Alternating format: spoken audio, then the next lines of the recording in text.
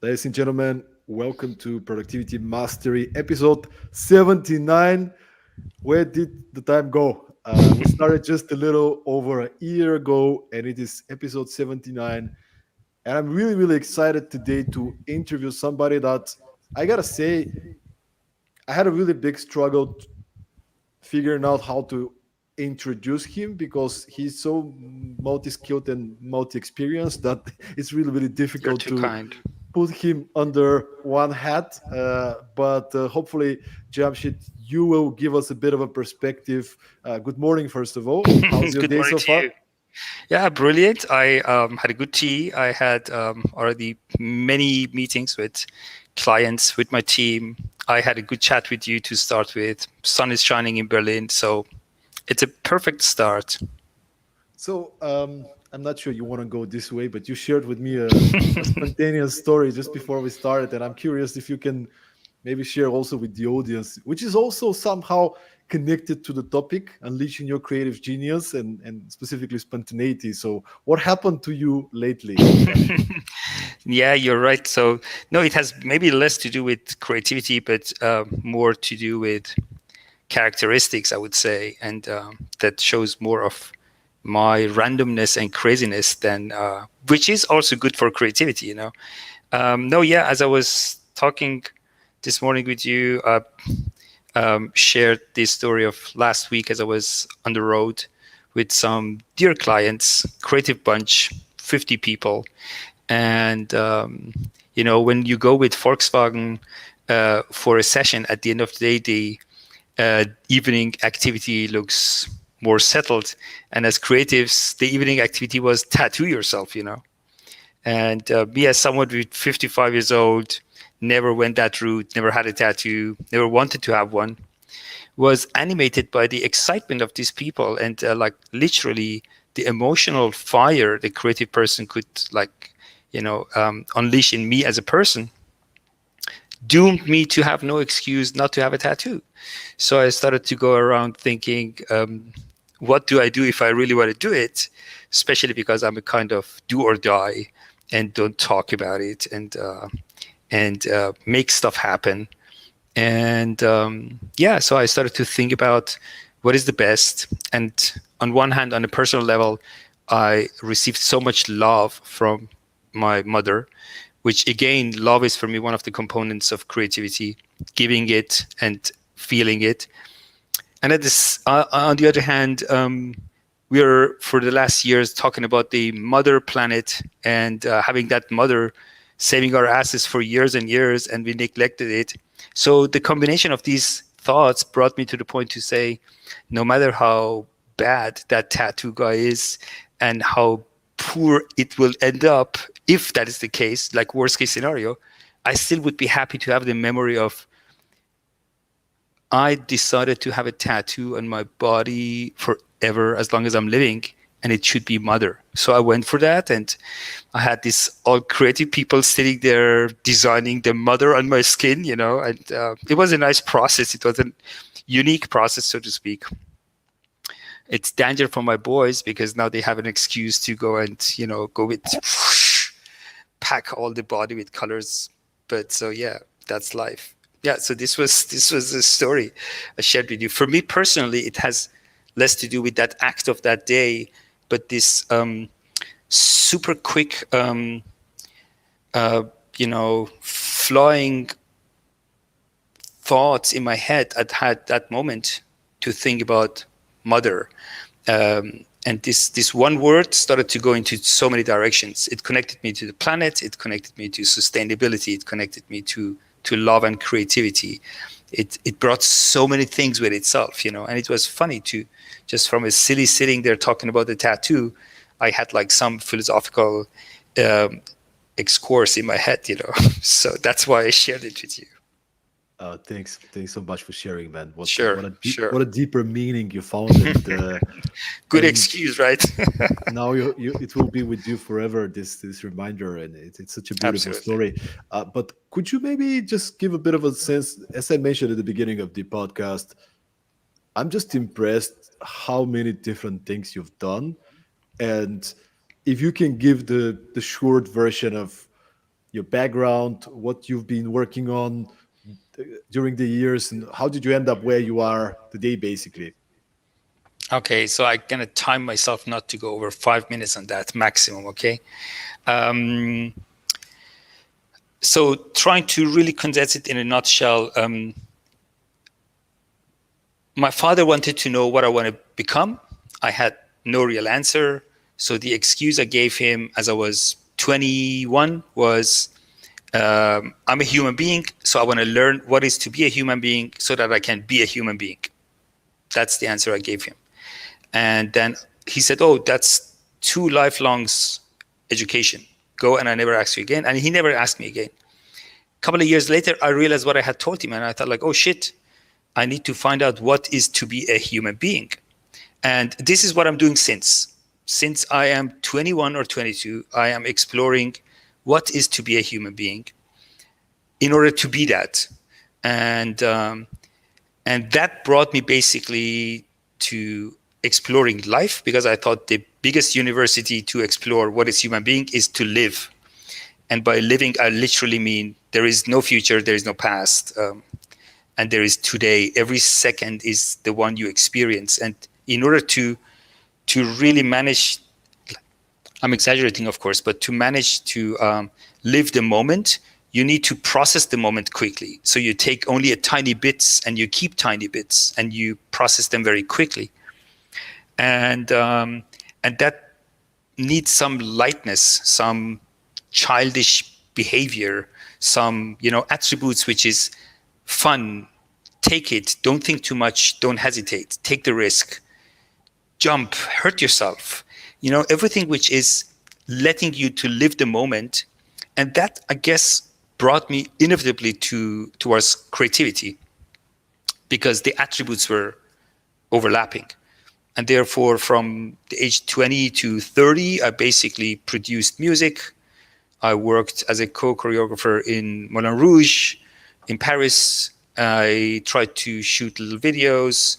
I went back to UK and studied fine art. So basically, I touched base with creativity in all ways of it as I could. So I started to dream to make Cirque du Soleil and thought I need lots of money for it. So I thought, let's go to some corporate and make money, which was a stupid idea, because when you are in the corporate and you make money, you spend the money. So you can't produce. And at that time, I wasn't entrepreneur enough to know that if you want to make something happen, money is the least you need to worry about. People first, ideas second, and the rest will come, But I was just 25, so I needed cash to make Cirque du Soleil a la Jam, And that made me to spend my second period from 30 to 40 in corporate world. And slipped into the education, because this exchange of knowledge and exchange of information and giving and taking was the only thing I was good at. I wasn't an expert in anything, but I was brilliant in being a generalist and understanding how you can help other people to explore and learn. Because maybe of that childish me looking at things very simple and not sophisticated and complicated. So it was like this typical my Indian friends. I have a cool Indian guy who always says, what problem? No problem. There is no problem. It's just like there are some sweet challenges. And so, therefore, I ended up starting for a daughter company of Volkswagen. And the guy who got me in was my one-on-one English student. I was producing art to be who I am as an artist, and I was teaching English to make some cash. And that guy said, come and open our university. And I said, I have no idea about car industry or education. And he said, don't worry, knowledge you can always buy, personality you must have. And that's the starting point. And that's where, from me being 30 until now, I've been in education business. The first 10 years in corporate world, the second back to the creative industry. And the difference was, with the corporate, you use creativity to open them up so that you can teach them better. So you do lots of circus. And with the creatives, you don't need to do the circus. They are creatives themselves, but they are having no idea about the serious topics like strategy, finance, leadership, transformation. But they are sponges. They are eager, they are hungry, they are curious. So it's super fun to work with creatives and educate them or help them educate themselves. And so this is where I landed in education until maybe 5 or 6 years ago. It finally clicked in my head that this is the reason of me being on this planet, to make sure that education can become accessible to everyone, possibly free of charge, that learning needs to be problem oriented, knowledge should help close the gaps, all that type of things. This is more like around my purpose, why I'm here. And yeah, so that's me. I'm a generalist. Not the greatest at anything, but I'm good almost at so many things that I could make a life hard for the one who wants to oppose me. So at least the conversation is interesting enough for them. They are, if you play tennis with someone and they are like kind of eager to win, if I give them a hard time, we had a good game, he won, he's happy, I'm happy we had a good game, and I don't give a shit that I'm second. So it's nice. And that's where I am in many things in my life. That's right, because you gave them a hard time, they're happy, and you are good in many other things. So doesn't matter that you didn't win in tennis. Super interesting. I actually started listening to a book.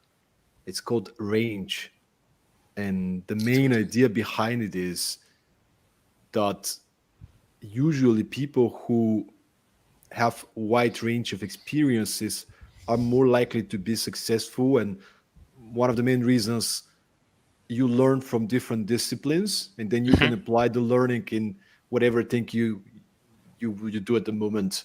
So it's a very good book. Highly recommend it. It explores a lot of example stories and of course scientific studies. Highly recommend it. But Jamshid, you mentioned at the beginning of your story, so to say, you you had to work on Moulin Rouge, and I cannot not ask you about this experience. What was your role there, and what did you learn working on such a, call it spectacular? What is the word? I don't.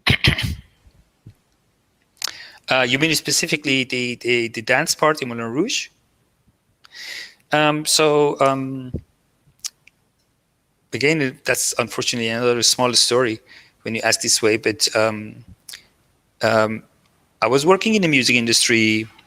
I was a tone, like sound engineer, and I was collaborating with a club here in Berlin, and they had Compagnie de Danse Blanca Lee, and she's a magician. Blanca is like superstar for itself. And so they were in Berlin running a show, and their sound technician didn't show up. So the club called me, hey, got time tonight? I have a gig for you. So I went there, and the dance group had a Moroccan music group. And for some reason, me being, Near East guy by birth, I could feel these Americans. It was awesome. I could understand them. So I did a very quick bond, which helped me, not even knowing their music, not knowing the show, perform really well on that night and put added value. So they liked me. They asked me to collaborate with them. And because I was always sitting after doing the sound, sitting in the front row watching the exercises, I always gave the Blanca some tips and ideas. Hey, it looks like this from here, from my perspective as an audience. And she said one day, like, hey, look, it's a nice co-choreography, so you should advise me more. And she then opened the door and opportunity for me. So I traveled with them all the world, and they were placed in Paris and worked there and like played their shows in Moulin Rouge in Paris. And I ended up having the privilege of working with them, learned a lot, of course, from them. And yeah. It's super interesting. It's super interesting how when we're young, but not always when we're young, but specifically when you're young and driven and you're starting at college and you make this imagination about how you're going to build your career in this linearly. you land a job and then you land the other job, and in fact there's so many unexpected experiences and moments which you wouldn't have guessed. But if you were to go back in time, would you have imagined that you would have had such a journey? Probably not, right? There's so much unexpected things happening, and I think that's the beauty of it. When you get into you tap into the moment, as you said, when you tap into being one with the moment, Hmm. somehow things start to happen for you. Of course, Absolutely. there's the intention part. What is it that I want to attract? But then there's a lot of space for spontaneity and letting things to happen. And we have our first question, and I think it's a good time Sure. to ask it right now. So Irina is having a question, and she's saying, I find your message about living in the moment and finding what it is to be a human being very thought provoking. I'm interested in asking, uh, do you think that creativity in life is found mostly in arts? Why did you decide that in order for you to find out what is to be a human being, you need to go out with the arts? Okay, there are many different questions there. So thank you for that first, Irina. And yes, uh, the issue is thought provoking, but that's not your question, so we leave it there. Um, First of all, I differ between creativity and art. That's really important to me. Um, Not necessarily everyone who is creative needs to be an artist. Um, Art is for me something a lot more sophisticated. Is a occupation and a industry for itself. And artists are, to me, people extremely admirable. They have this specific language to express themselves or put across messages. So that's for me an entire section for itself. Whereas creativity, even that finance guy or the gangster guy who has a great idea to cheat the police and get the money out of the box, he had a very creative idea to do that. And he's not an artist, maybe a con artist. But so, like kind of creativity goes a lot wider in that terms. The reason me personally went to study fine art in UK was less about consciously being part of my journey in terms of exploring the question, what is to be a human being? It was a lot more the challenge to myself to debate this question: can everyone be creative? And exactly as you say, is creativity measured by the outburst of some physical activity to produce something, which you then, as an output, say that's a creative output? And can anyone just get a pen in the hand and draw a dog? Um, and is that creativity, or is that just, for me at that time at least, the trigger to dare after that to call myself a creative, and then let's see what happens. So it was more of that. And to be very honest, if you want to know, it was just because of a girl. I met a beautiful artist in Milan, and she was going to UK to study art, and I just, like a dog, followed her. And as I was there, she didn't want to know anything about me, but I ended up studying art, which was okay. So that's the very, very, very truth, if you want to know. I don't plan things, and I never planned to. I really went there spontaneously because of that woman, Barbara. If she's alive and she hears that, thank you. It's beautiful, man. Thanks for sharing the story, and thank you, Irina, for asking a question. If anybody else is interested on the live stream, make sure to post your question, and we'll try to take some questions. Today we talk about unleashing your creative genius, and maybe let's start with that. How do we find our creative genius? Do you have any practical suggestions in terms of, many people try to find what is my superpower, what is my thing that I'm super talented in? How do we find our creative genius?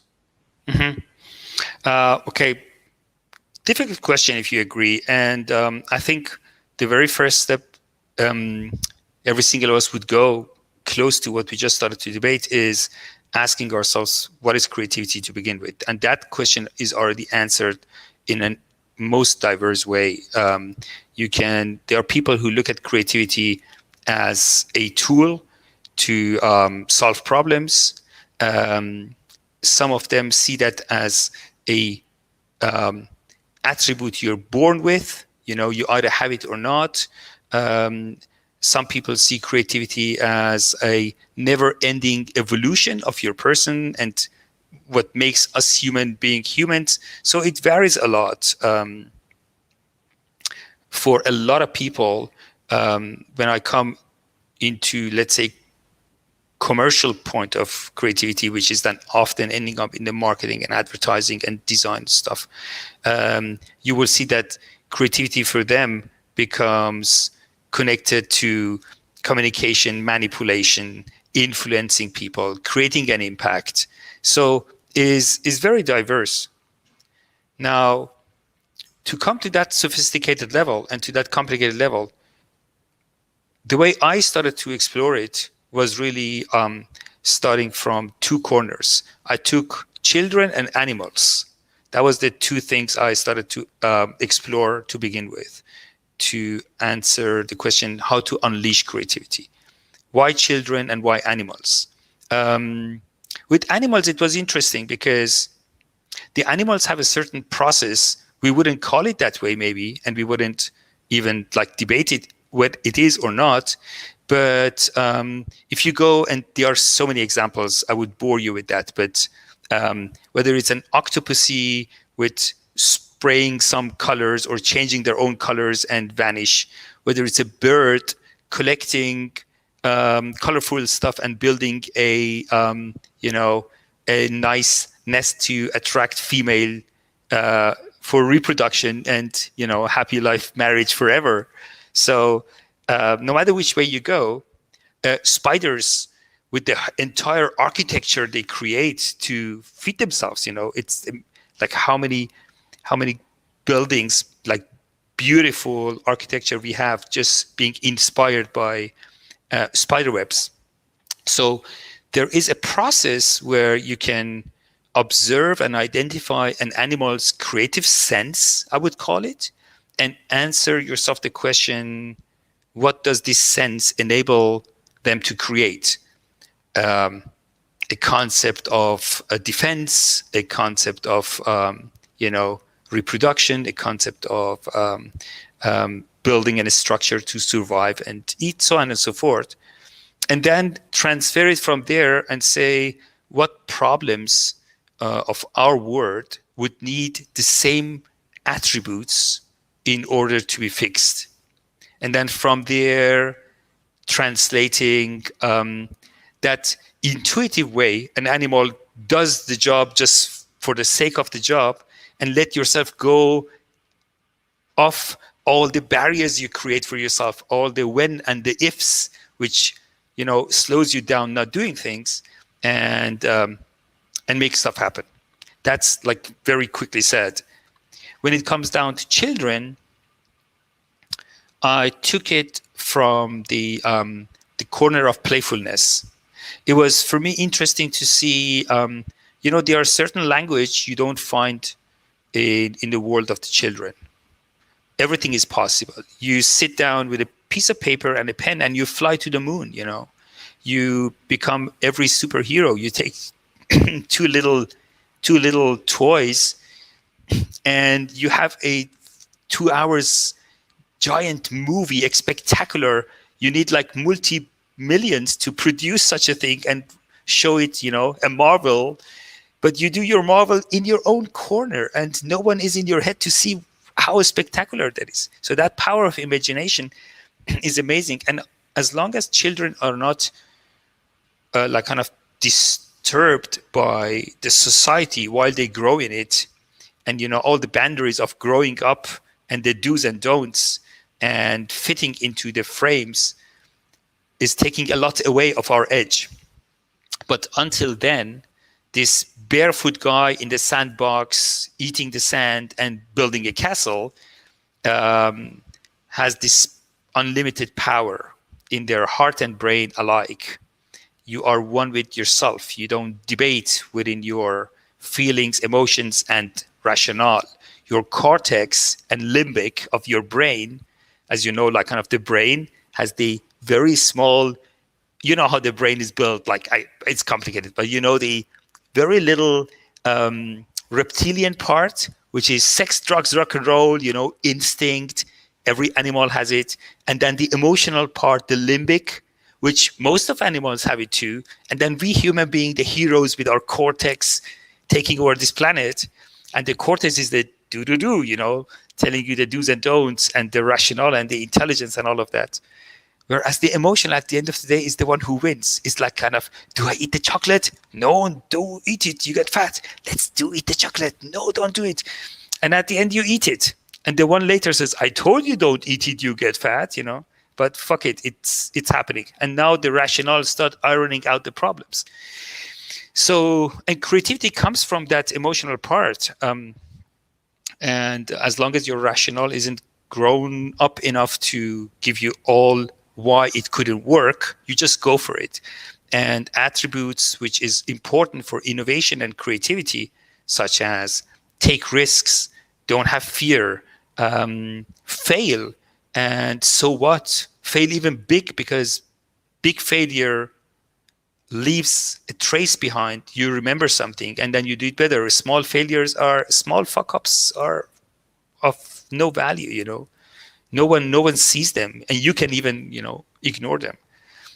Big fuck ups are great, you know, and all of that, a child lives them without questioning it, and therefore, like the processes are usually like, what options do we have? You either are from, as an individual, you either are someone who is managing to keep the child alive in yourself, then you have a better conditions to unleash your creativity when it comes down to, let's say you're sitting in a strategic meeting with like lots of other people, all in the suit and ties, and you still manage to think around the box and dare to come up with some unexpected ideas and be quick in think out of the box, because your nature feeds you that.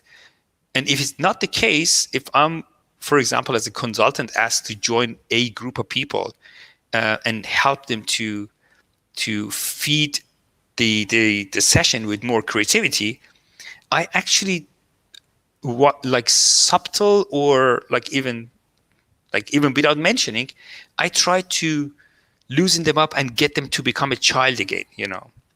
I try to manipulate the situation in a constructive way to make children out of them. I try to give room to silliness. I try give to room to, you know, let's go back to the good old time. Let's have a, from a process perspective, to solve a problem using your creative child is to walk back to your childhood and then go and become an adult again. And so from the perspective of an organization, I really, instead of asking ourselves, so what did go wrong yesterday? How can we improve it? I go back and say, let's go to the day one where Stoyan and I were the only two people opening this company, and how beautiful it was. We were sitting in that garage and had that drink and wrote the idea on a piece of paper, and good old times, and capture the energy from there and create the desire of, let's go back to the good old times with the new infrastructure, which is now 200 people, instead of saying, what have we done wrong from that to today, you know? So for this time frame we have, this is, I don't know if I answered your question, but that's roughly how I get to these corners. The two main entry points for me are learning from, when it comes down to unleashing, is learning from children or observing the nature. I am partially provoking and against the concept of inspiration. Inspiration is for me not, well, not against inspiration, but I'm saying inspiration is used wrongly in a way when it comes down to unleashing creativity. I don't believe that inspiration is happening from outside. Inspiration is happening from inside. So if you ask someone, who are you inspired by? And they say, Steve Jobs or Stoyan, then I think They only use you in that moment to have this internal machine going on. And if they know that this is the process, they wouldn't even need you, and they can do the same without you too. But because they don't dare, because they don't take certain step, they need someone from outside to hold on to. That is why it's a difference between you walking in a park. If you're jogging in a park and it's a beautiful environment and you start thinking in your own head and you suddenly have that great idea, that's a different type of inspiration, let's put it this way. Whereas if you sit in a talk of a guy and you come out and yet say, wow, he was so inspiring, but actually the guy wasn't really inspiring. The inspiration is in you, and you needed a trigger because you didn't do that proactively enough beforehand. The danger I see in there is that you start copying what you heard in a way. So I know really good people. Let's say I have a creative friend, 50 years old, owner of his own agency, super clever guy, and he sees another colleague somewhere else who did some great concept of transformation of his company. And he gets inspired by it. He comes back home and starts with all machine power to force his organization to go through a similar transformation, just because he sees that somewhere else and was inspired by the output of it, and so on and so forth. So the danger of copying stuff, if you get inspiration from outside, is one of the issues which lowers the chances for unleashing your own creativity, because creativity comes from inside out and not from outside in. That's what I'm trying to say. I said it very complicated. It was bad, but I hope you I get it. think you said it really well, and everything you say resonates so well with me. And it just makes me think how many times, and myself included, we're trying to come up with a creative solution, but from a logical part, right? Like you're so busy. There's many business people, entrepreneurs listening to this podcast, and I can imagine, because I do a lot of stuff, right, myself. Sometimes when I get stuck, it doesn't come natural for you what you're describing, to say, hey, let me be a child again. How do I switch to the child and to the play mode? It's more like, let me try to fix it in a logical, rational way. And what you're saying is creativity happens when there's play, when we are to connect with the child inside, right? And I had a conversation with, and you probably read the book that our book with Chris will perform. Um, but one of the people I interviewed is, have you heard about a company called Pixart? Sure. It's over, I think, billion downloads. They do collages for videos, very creative thing. The We interviewed the founder, who's an amazing guy, Hovane Savoyan, a really, really great leader. And he said, one of the main tasks I have as a leader is to ensure we have a culture of creativity. And in order for creativity to happen, I need to make it safe for people to play, innovate, experiment, and not feeling fear that they might do something wrong. However, what we do is, and they had this kind of strategy where they see small failures or feedback or mistakes as data. So they collect the data. If you try this landing page, and should it be blue or red, and then you go with the blue, but it doesn't really work so well, this data gets collected, so we kind of keep the learnings for the next people to use it, but we celebrate that we played, we try to be creative. And I just wonder, what would be some specific suggestions for leaders out there who maybe now listening, and they're like, I need to bring play into the company culture. What could be some practical ideas? Where should leaders start in order to make their culture more playful? So I tell you where the trick in your question is, because the answer to such a question could be extremely simple, but it is only done after you apply it. So And I think this is exactly the key problem. If a leader comes to us and say, hey, what should I do to provide more chances to my people to be more creative? And then you say, well, that's like design agencies would immediately jump and say, well, let's design your innovation hub, a room where lots of colors and good cushions, etc., etc., which is great. But then if you are giving me, instead of my 40 hours working contract, 50 hours of work to do, and if I go there in that room and sit there for 4 hours doing nothing, but just like listening to some music and looking into the sky and dream, and you come and say, motherfucker, get up and go to your work, then it was useless. Then you spend lots of money on a nice design agency who created a great innovation hub for you, but you don't by default see that as normal, that creativity means everything which goes against your professional goals and targets to begin with. It's about give love and do for the sake of beauty and not for the sake of hard cash. The fact that they combine together later is valid and it will happen. But you need to give to take, and you need to give without expecting something in return. And that's really important. So if you as a leader say, I want to have my people grow their creativity, everything you would do would seem to you as a waste. And if you're clever enough, you don't see that as a waste, you see that as an investment. An investment is always not directly related to the immediate profit. Investment needs time in order to pay off. And that is the rule number one. If you go with what can I do for my people, you need to, first of all, if you're a leader, you ask me, what shall I do for my people? The first thing is you tell to yourself, you're willing to take what it comes with it. And what it comes with it is maybe you lose 10% of the productive time of your people because you give them time for party, mentally seen. Go and do nothing. Think. Be creative. But be creative meaning what? You don't put your hand into your pocket and bring 3 ideas out.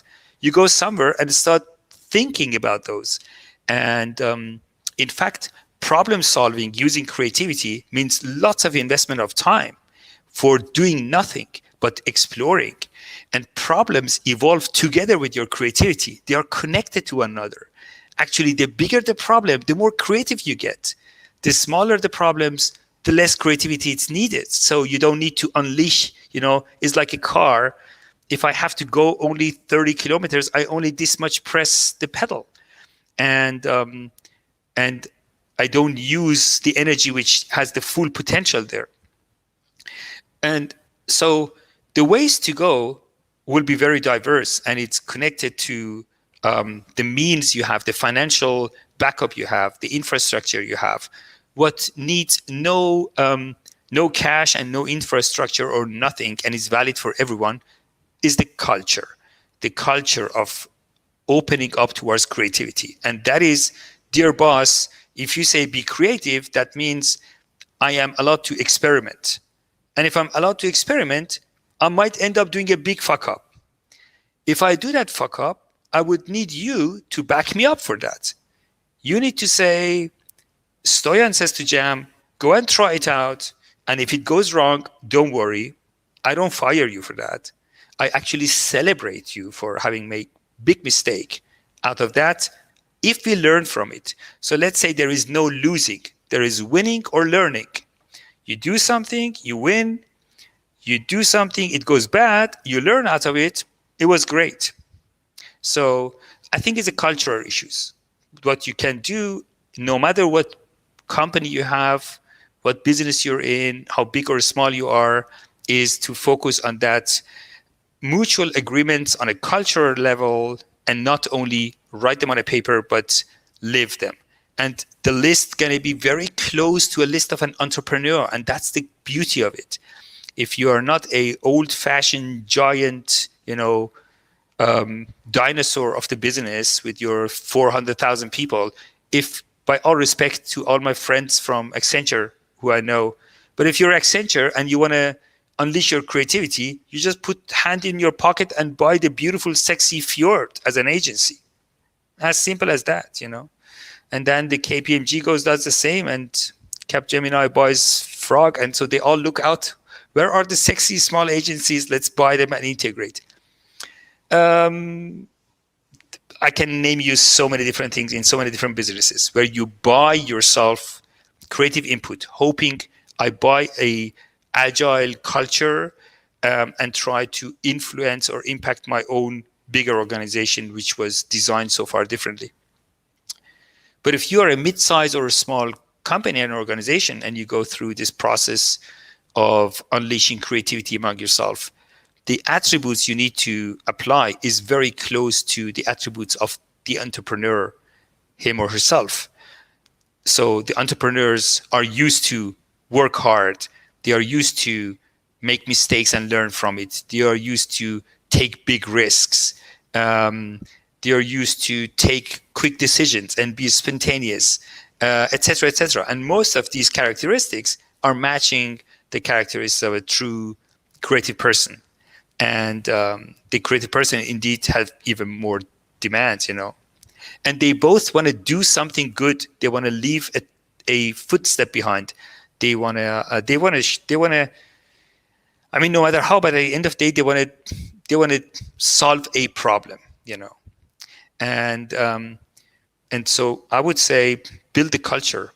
That's the first thing you can do. If you have $0, and instead of spending money in building a nice room with a table tennis and I don't know, googly room with lots of colors and chocolates, work on the culture and prove the concept by really living it. That would be my first recommendation. Thank you, Jamshid, for sharing. And we have a number of comments and questions, so I would like to read them. Thank you guys for tuning in, for being with us today. So Iskra, who's a beautiful, lovely, creative person, I would say. She's a former movie producer doing a lot of work with transformation. I think you guys have to meet at some point, but she had a number of comments. Firstly, she said, I resonate with you, Jamshid, being in the flow. Hey guys, happy to be able to catch you live today.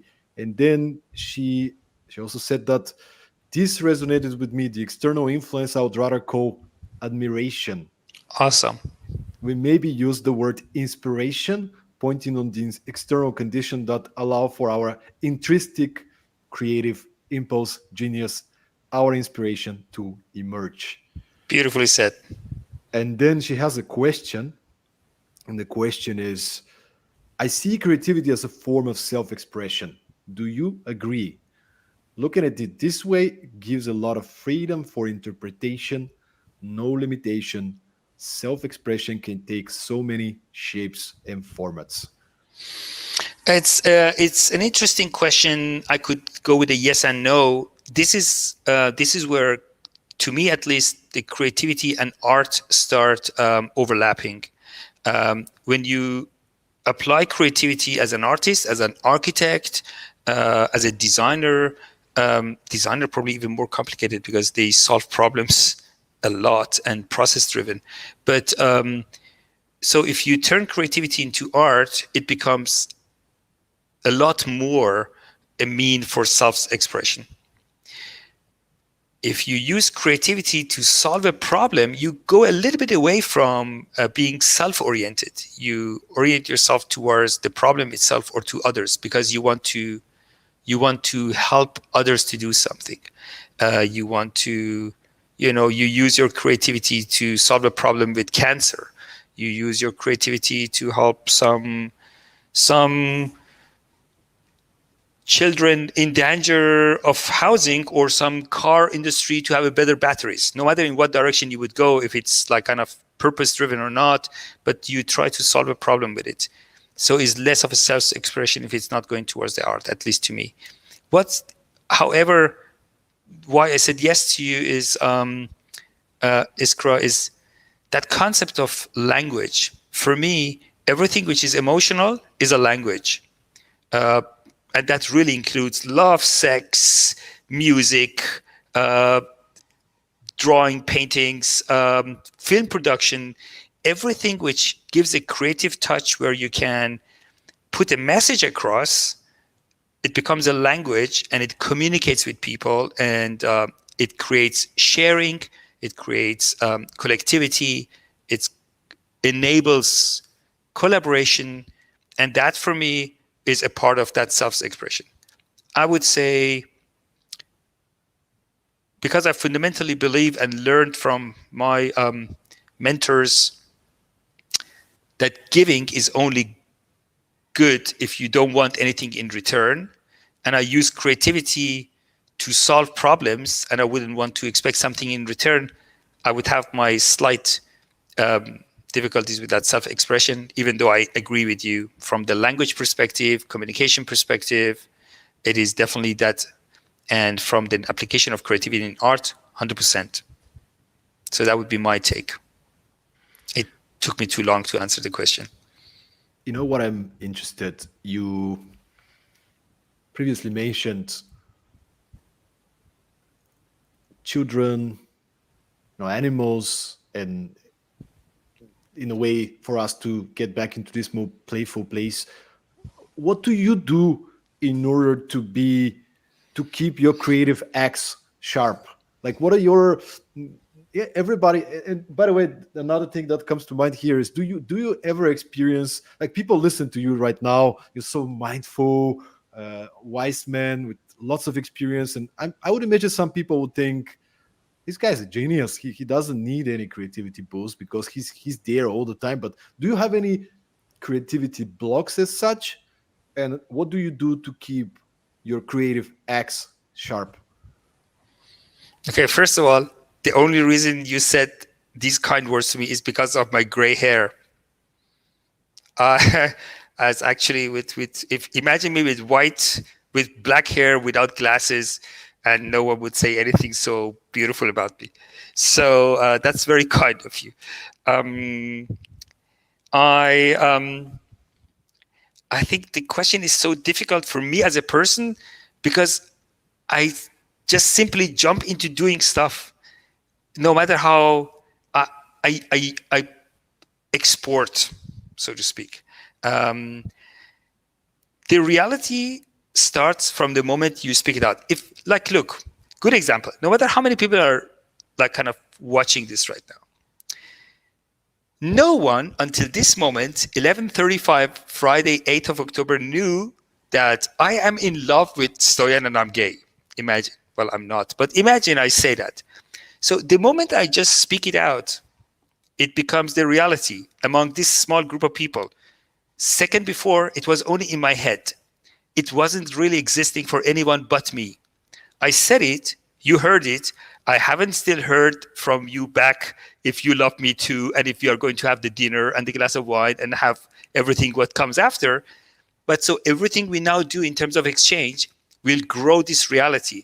And the more people from outside observe it and pass it on, that reality spreads. With creativity, is the same.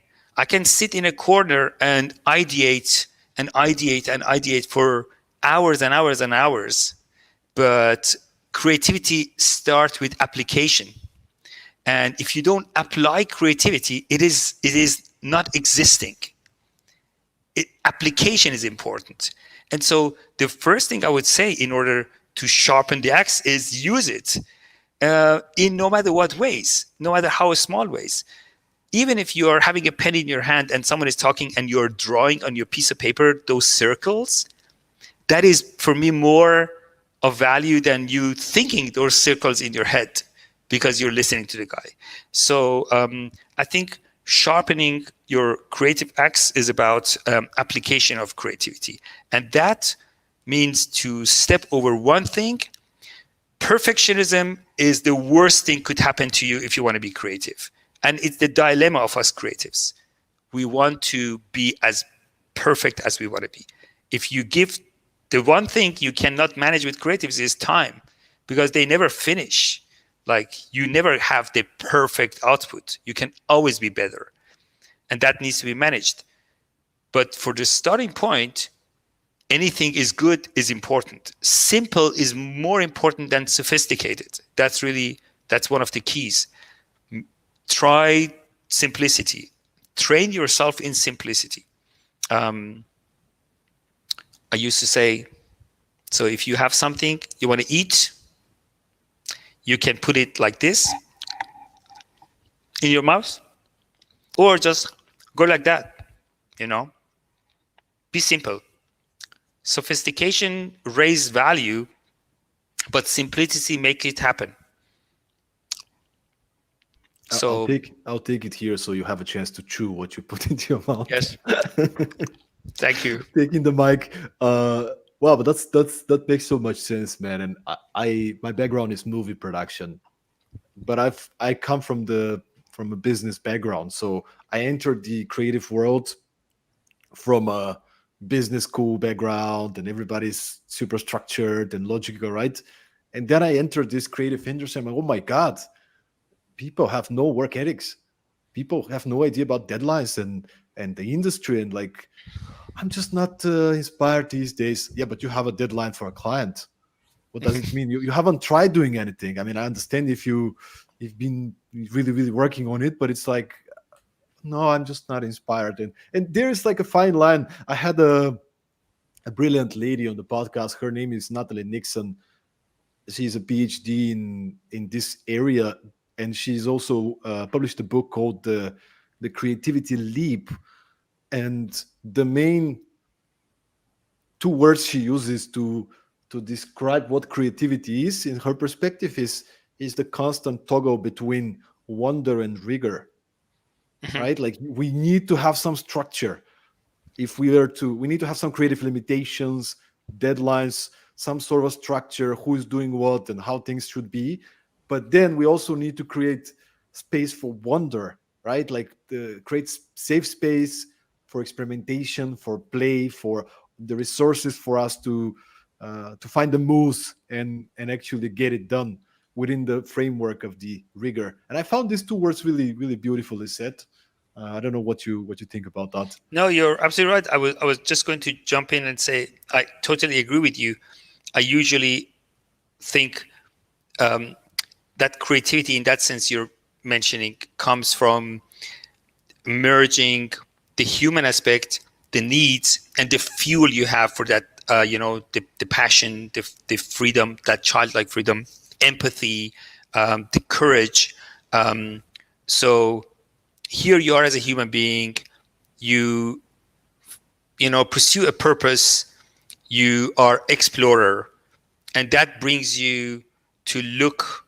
If you have that fuel, if you have that energy, passion, um, that curiosity, you start looking at certain problems and you feel the need of providing answer to certain things, creating connections, communicating something, produce an experience, change, solve. And those items, those needs, merge into that human with that passion and fuel. And the core of it would become creativity, which is balanced on a triangle of purpose, exploration, and playfulness. So this is how I'm looking at it from what you hear. I resonate with that from from this angle. And I want to also include once again Iskra, who's just become a special guest at the episode, being super active in the Pleasure. comment section. Thank you so much, Iskra. So what she says is, I love your vivid examples and stories and your sense of humor. And for me, value comes with simplicity. And there is a longer comment which I think is also quite valuable and interesting. So she says, I agree. There are many valid perspectives. This particular look at creativity, my question is in relation to my work supporting people to start showing up in their lives and business. Mhm. Very often they deny themselves their creative part, the freedom to share the treasures within themselves. I have seen a change when they connect with themselves beyond self judgment and fear of rejection. Mhm. Thank you for your very detailed, insightful elaboration on my question. Cool. That's really interesting. Now, looking at that from this perspective, I definitely agree with that self-expression part, and see that almost from the managerial perspective or leadership perspective, coming close to enablement, and ownership. So if you manage to get your people that level of autonomy, the issues of trust, handing over responsibility, having people buy in into your idea and make it their own and put themselves in there as if they have an active role in it, this is where you can then help them to unleash more of their creativity, having less questioning their hidden gems and talents, and put them into action and share them and express themselves as a part of it, because they become an active part of the whole package, if I can say that. Yeah, once again, thank you, Iskra, for being with us and the rest of you guys. We have Maria Eduardo, who's also sharing a comment. She says, "Love the idea of going back to childhood. Reminded me of a quote from Ursula de Guin that it says, 'The creative adult is the child who survived.'" Interesting. My God, you don't believe. And if I can say that, Maria is someone I haven't met in my life yet, but she wrote on LinkedIn to me and asked me to have the pleasure and honor to be her mentor. And I said yes to her. And Maria, I know that you wrote me a mail a couple of days ago, and I did not forget you, but I was very busy. So that you are even here, I have no more excuse not to answer your mail right away after this call. I love it, man, and I can confirm because Unbelievable. you didn't send me the podcast materials before last night because you were so busy. So Maria, he was really busy. I confirm, Thank you, Rouge. but I will keep him accountable and call him if he doesn't reply to Yes, me. I know Or, you do. Awesome. Unbelievable. Awesome, love it, Jamshid. So what are you up to these days? Like, to just wrap up this beautiful session, and I'm not gonna bullshit. This is one of my favorite episodes, and I really want to You're have you too back kind. because 1 hour is just we're just warming up, I feel. But what are you up to these days? I know you started on a new journey. Could you maybe share a little bit about why did you start it?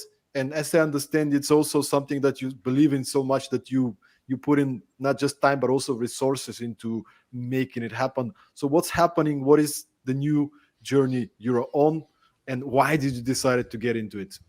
So, so I am building 3 companies at the same time right now, which is a big challenge, of course. And I know that I'm risking too much because any other clever guy would say this is too much. And I agree with them. But I thought I am I am actually that far. What can happen? Again, what is the worst case scenario? I calculated worst case scenario, and the result was you're not going to die.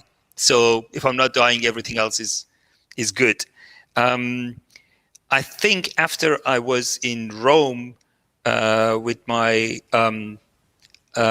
last and probably the ever partner, Marco Trompetti, a genius. He's an engineer, 10 years younger than me. Is a founder together with his wife Isabel. They founded PyCampus and asked me to join them as a partner and co-founder and make Pi School become reality, which was a school to bring technology and design together. And I loved it. I'm still there as a advisory board member. And we came to a place where Marco, my co-founder and partner, said, Jam, if you are so dedicated to education and you want to give so much, you need to somehow scale yourself. So let's digitalize you. And that was as a joke, that was the starting point. I think I am now for a couple of years on the mission of trying to make knowledge become accessible for everyone and try to help young entrepreneurs to make their dreams to come true.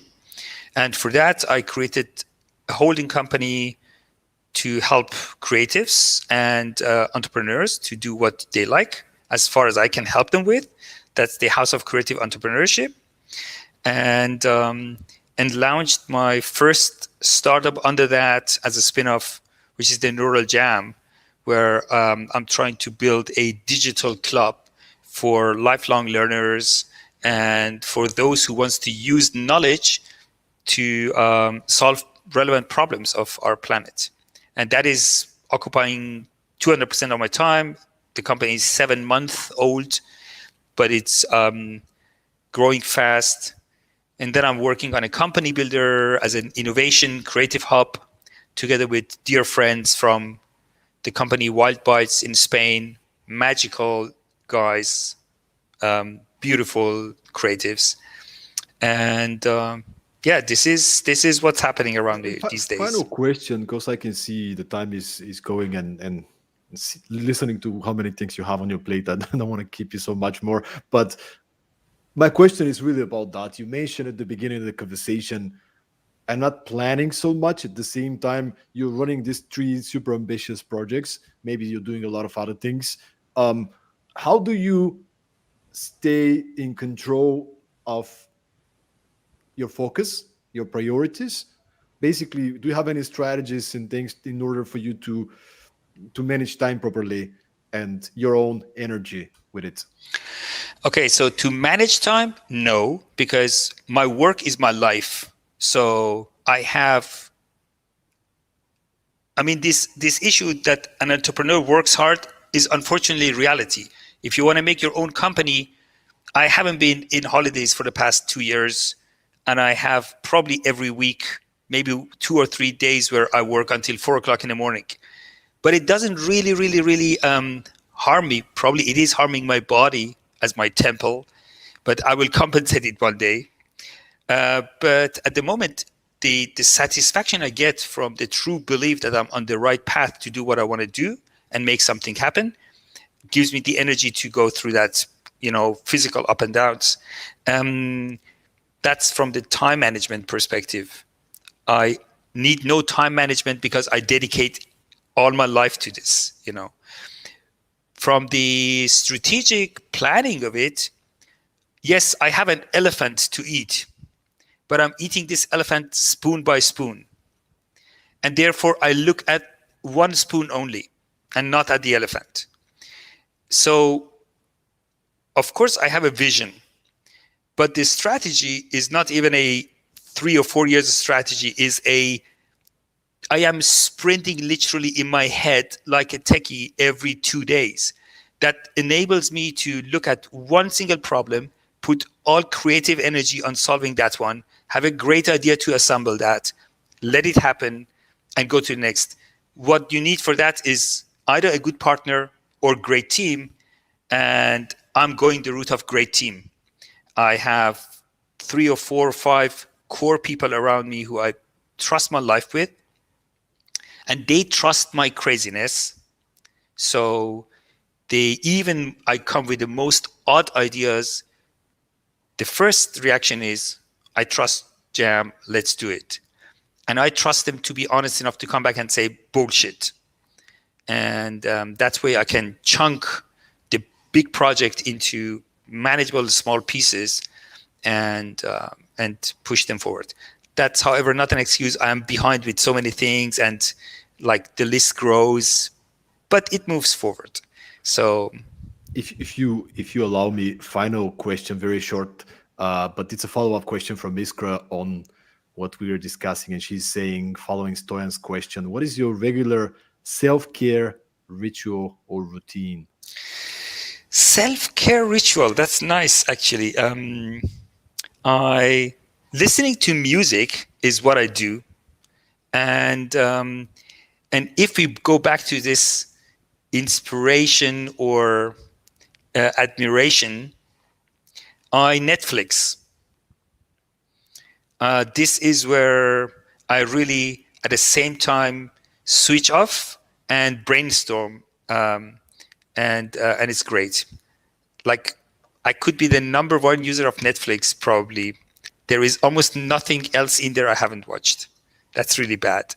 No, but what I mean is I amuse myself. I entertain myself. Um, I try to look at other creative work. Um, I watch ads. I like creative ads. I would, if I would have time, I would do all those nice stuff to go to a theater or museum or a show. For that, I haven't had time for a long while now, but usually that's what I do. And I listen to people. This is what I'm getting a lot energy out of. I really listen to people, even though I talk a lot, as you see, but I do listen.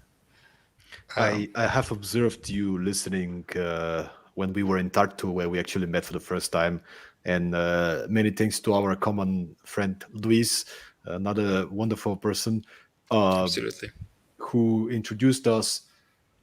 But I've been actually impressed by your level of listening at the speakers' night when you've been just asking questions, being curious, collecting and observing what people are, and so on. But Jamshid, I know you're super busy. I don't want to.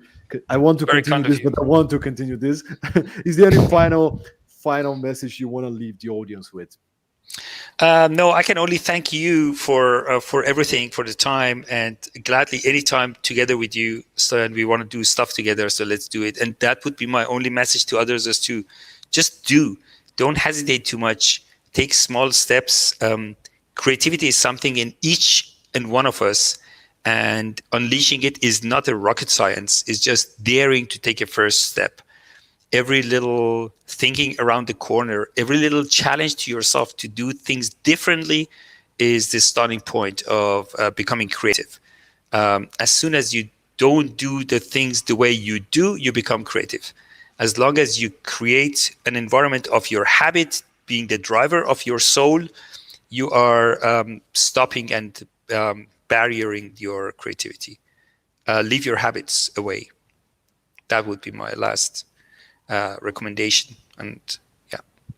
Amen. And you have a soulmate because Iskra just shared that she shared on social media about her Netflix binge watching last weekend, which was an unusual mindfulness practice. And she got Awesome. some deep insights. But thanks everybody for tuning in live or listening to the podcast episode. If you enjoyed this episode as much as I did, make sure to go to Apple Podcast, Spotify, or any of your favorite platform. Find there's 78 more episodes, Productivity Mastery podcast. If you really, really love it, you can also leave us a review on Apple Podcasts. But anyway, it's been a pleasure. Thank you for being with us, and see you Likewise. again at the next episode of Productivity Mastery. Thank you, Jamshid. Awesome. Thank you very much.